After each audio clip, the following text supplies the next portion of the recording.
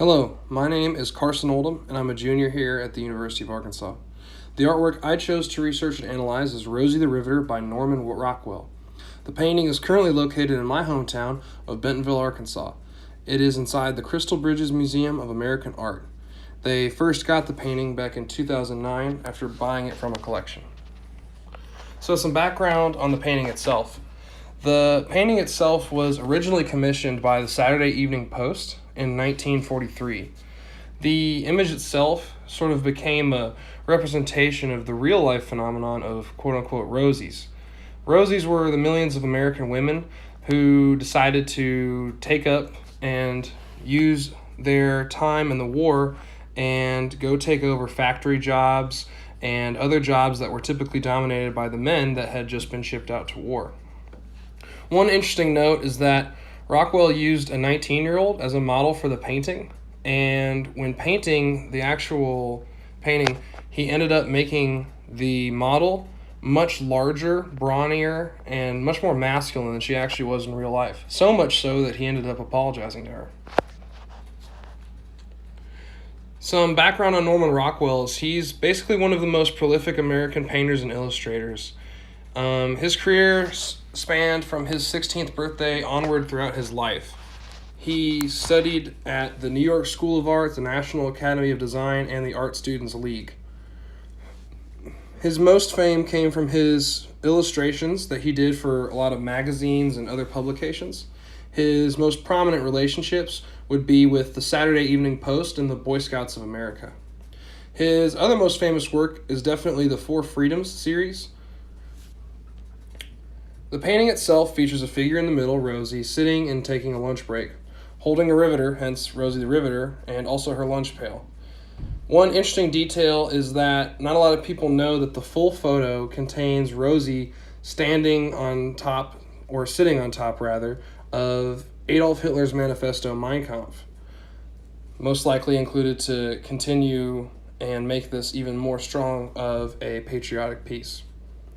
The colors are pretty intense, with the blue of her denim clashing strongly with the red of her socks. That being said, the American flag in the background, in my opinion, does wash out Rosie to an extent. So, when analyzing the painting, it's important to understand the time period within which it was made. During the 1930s and 40s, the vast majority of pieces coming out of the United States were related to the war and were greatly patriotic.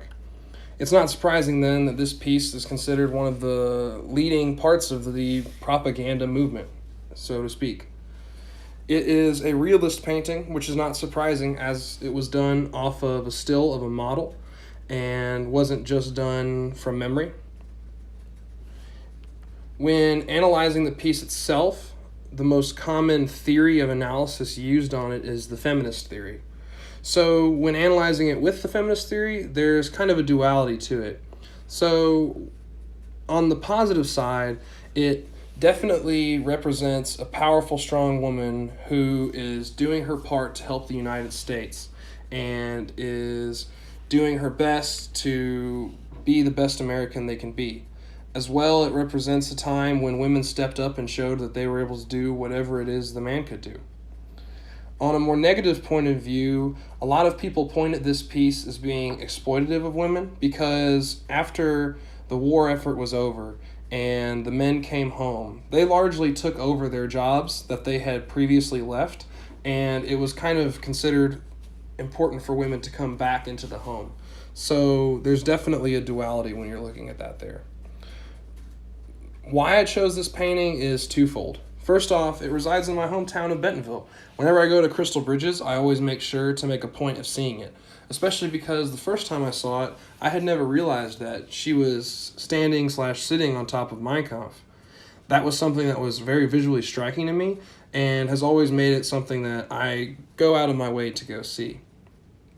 And the second reason is, to me, it represents the best parts of being an American. Our common patriotic bond and our shared sense of duty when the time gets tough, and the idea that we all contribute our part for the common good are things that I hold really close and really dear about this country. Also, I generally don't enjoy impressionist, surrealist, or non-realistic forms of art, So for me, this painting is right up my personal choice alley. It's also pretty neat that it sold for $5 million at Sotheby's in early 2000s, and it was then acquired by Crystal Bridges for like an undisclosed amount of money. So that suggests something about the material value of the painting for certain.